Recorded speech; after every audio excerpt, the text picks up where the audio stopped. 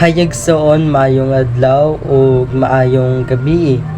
Another day and great opportunity to share the word of the Lord sa imo karon.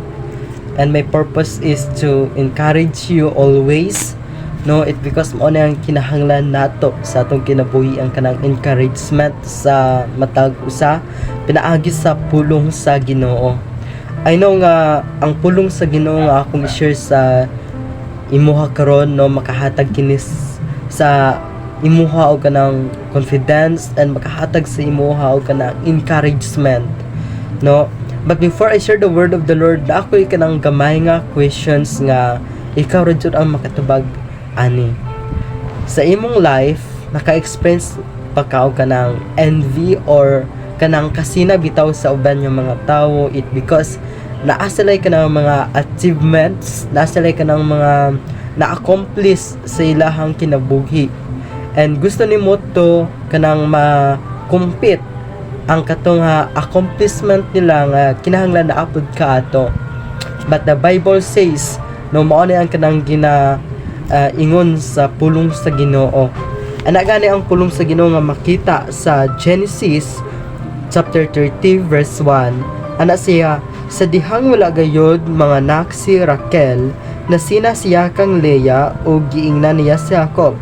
Hatagi akog anak kay kun dili mamatay gayud ako. Grabe, no, kini nga passages nagahisgot ni siya about sa ang mga anak ni Jacob. Sa verse 1 nga makita sa chapter 30 sa Genesis, no, ang kini nga situations, si Raquel, which is wala na siya ng anak, then nasina siya kang Leah, then giingnan niya si Jacob. Hatagi akog anak kay kun dili mamatay gyud ako.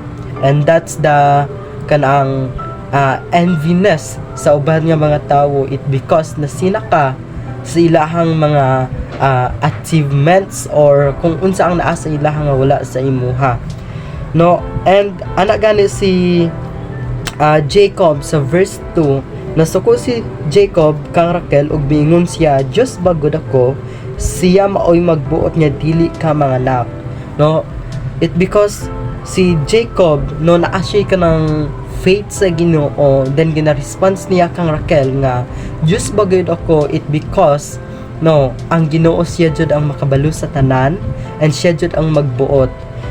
The life of Raquel naga-remind sa ato ang kung unsa jud ang kanang pwede mabati, no, sa kanang adunay inggit sa kinabuhi, no. Kung maka-feel ka og kanang inggit or kasina sa uban yung mga tawo, dai jud ang imong kanang ginabati, it because maka-feel ka og kanang insecurity sa imong kinabuhi. But the Bible says, no, naga-remind sa ato kung unsa jud ang mabatunan sa tawo nga adunay kanang inggit sa atong kinabuhi.